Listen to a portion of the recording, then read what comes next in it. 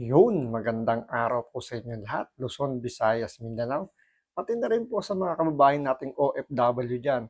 Welcome po sa panibagong reaction video dito sa Makapili TV.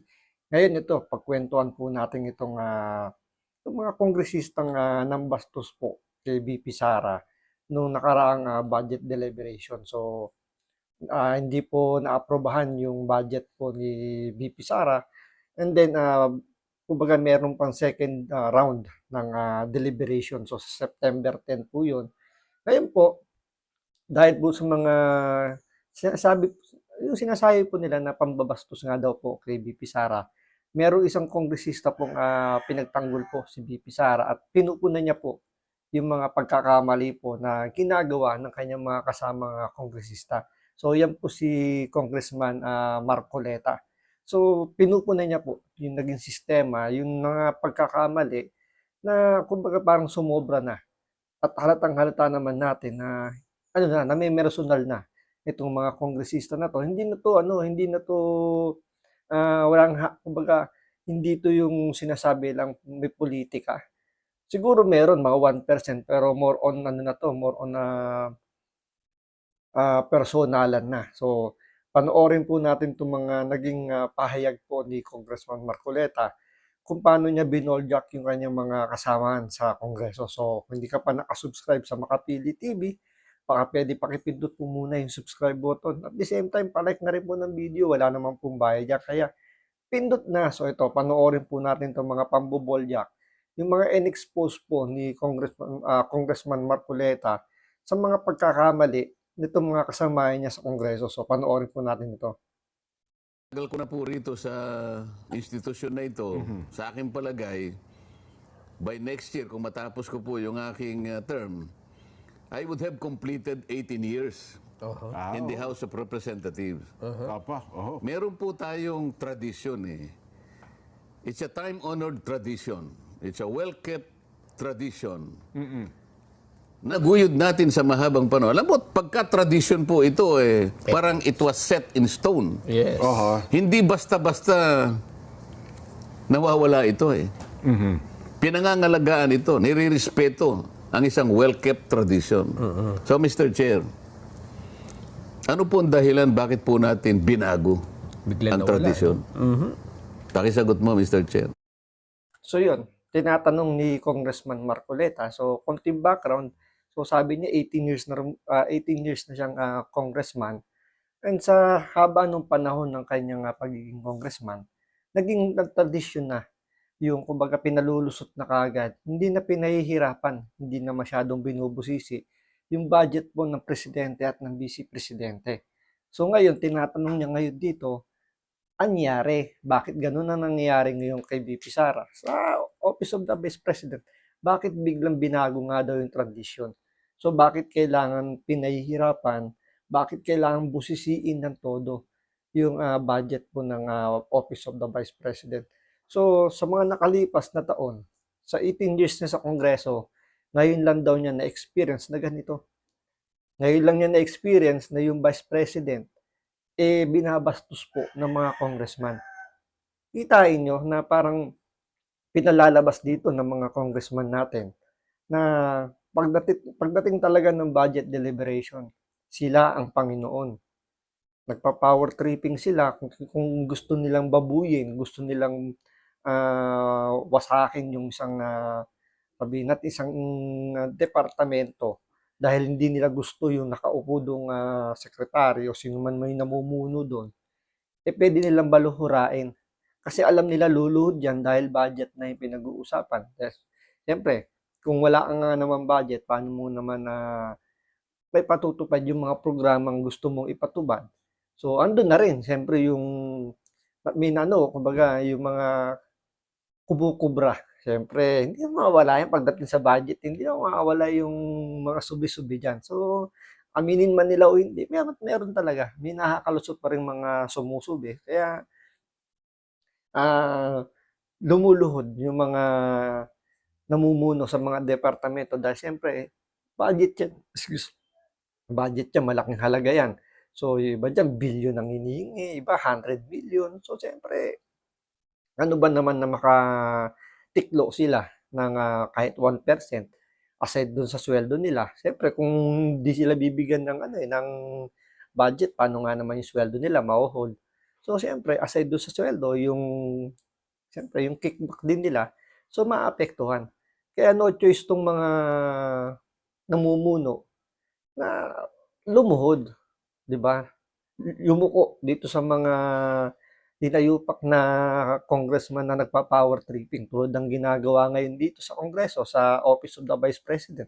Sabi ni Congressman Marcoleta, sa haba-haba ng tradisyon na ginagawa ng Kongreso, ng Kamara, hindi na, kumbaga, hindi na binubusisi dahil na rin sa kortesiyang binibigay nila sa second highest position sa bansa natin. Ano na yan, kumbaga, ina-approve na agad, hindi na pinatatagal. Pero ngayon, umabot pa po sa second round. Dahil hindi pa sila tapos, kumbaga, hindi pa sila tapos kay VP Sara dahil nabigo sila na paluhurin eh.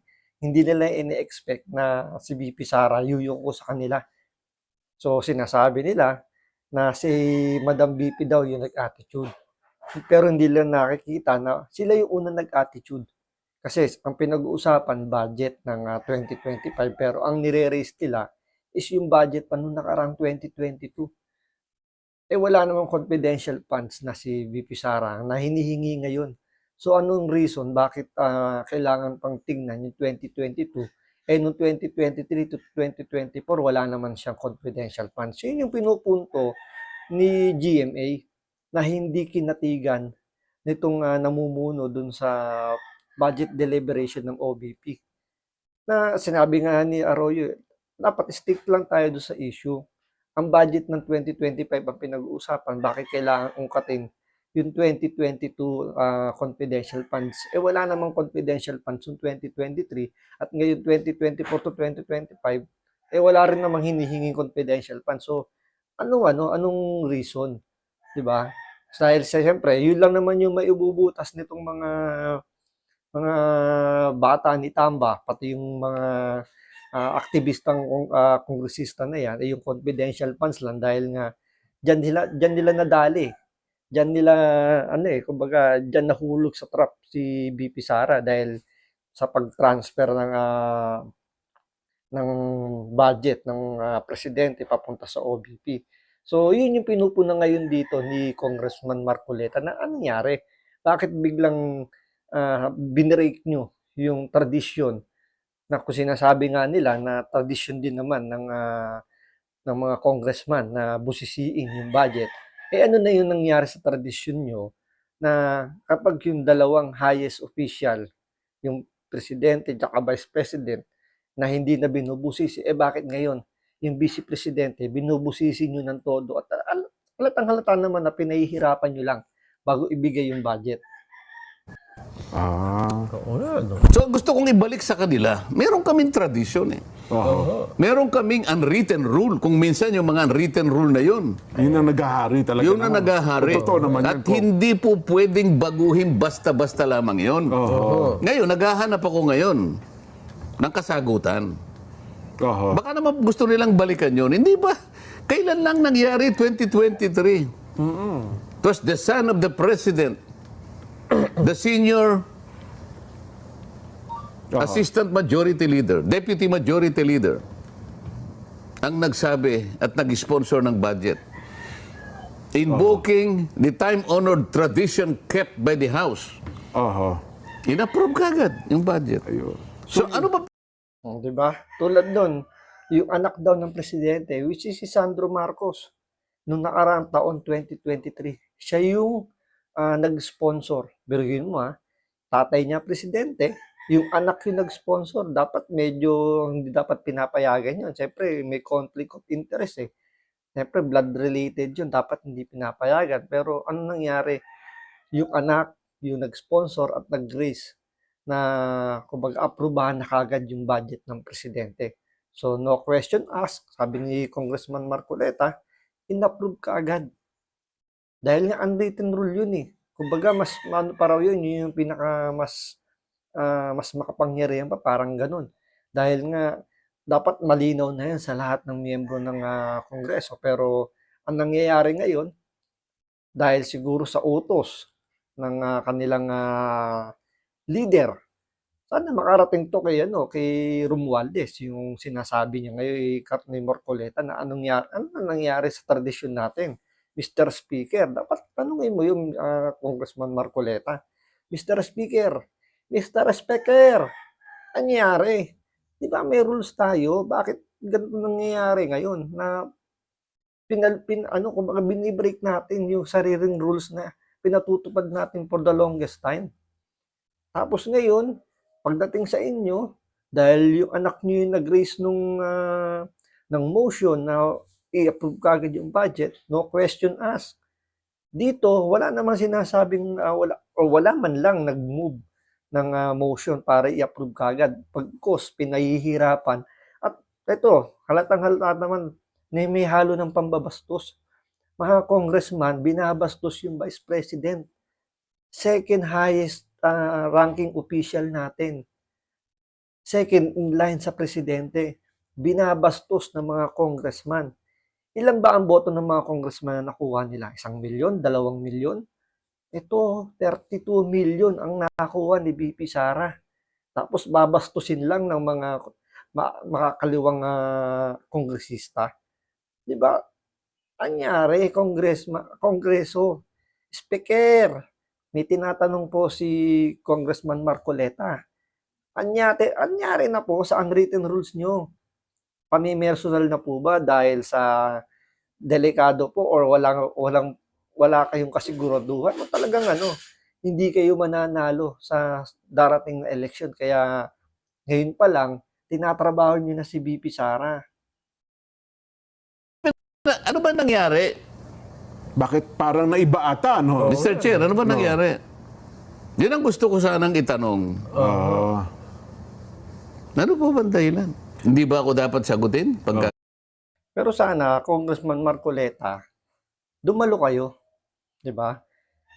Kung hindi man kayo imbitado, humingi man lang kayo ng permission na makadalo sa budget deliberation para at least may raise nyo yung concern nyo. Kasi mahirap lang yung dyan lang po tayo nagsasalita sa monitor. Wala naman tayong sinasabi sa plenaryo mismo or ano ba naman yung mag-raise kayo ng concern nyo. Umattend kayo ng budget deliberation or sa plenary hall nyo, i-open nyo para maraming makarinig, alam nung hinaing ninyo.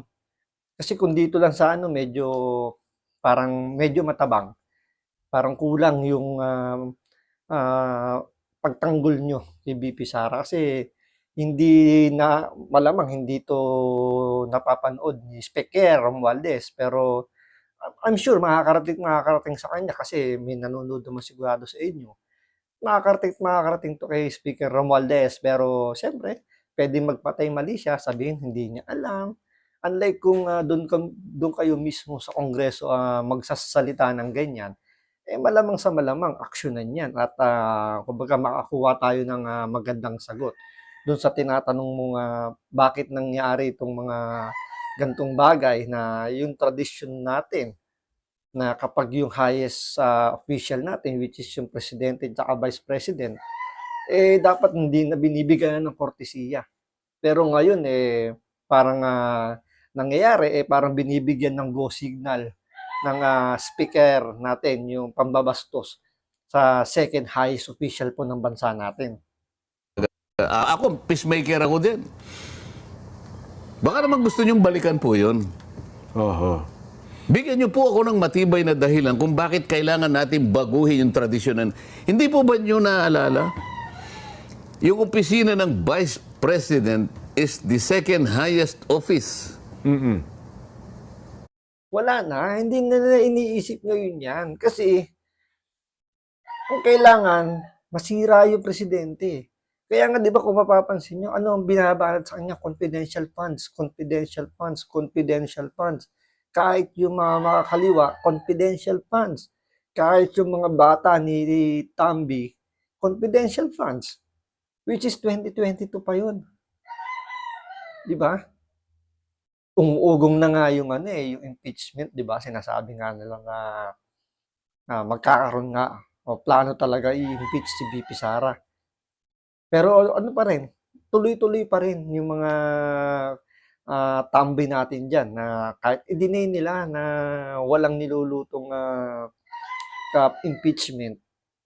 Siyempre, sino mas paniniwalaan ni VP Sara, yung mga kaibigan niyang mga kongresista na nagbibigay sa kanya ng intel, o itong mga bastos na kongresista akala mo sila na yung pinakamakapangyarihan dahil lang sa deliberation ngayon ng budget sa sila yung nag-a-approve.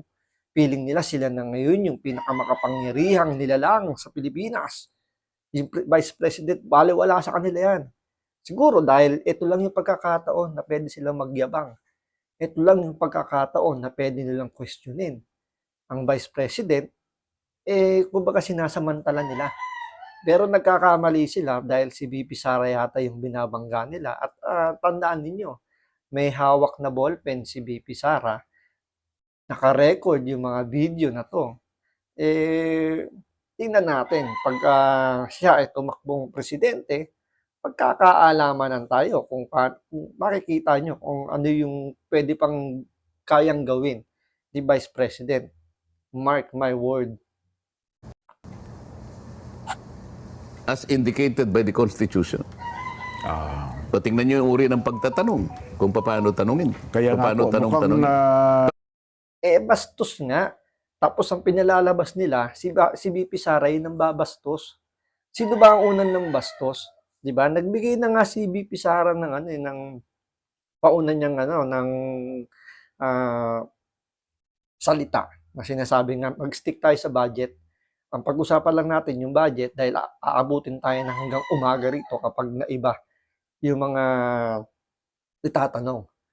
Pero ibinabalik pa rin yung confidential funds sa 2022 pa yun. At yan nasa COA na. 'Di ba? Ano yung binabalik ni Manuel, ni Raul Manuel? Yung budget pa rin ng DepEd. Sinasabi niya kasi siya pa rin naman yung DepEd Secretary noong time na yun. At the same time, siya rin naman yung Vice President. Kung di ba naman siya tungok, budget ng yun, ng DepEd. Hindi na nga siya DepEd ngayon. So, bakit siya magkukomento ron? Tanungin mo na lang, tama sinabi ni Pipi Sare, tanungin mo yung DepEd Secretary ngayon kasi hindi na ako pwede magsalita patungkol sa DepEd kasi hindi na ako ang Secretary ngayon. Di ba napakasimple? Pero, yun, nakikita nyo naman kung paano bara-bara hindi si VP Sara, kung paano rin naman sila mambastos.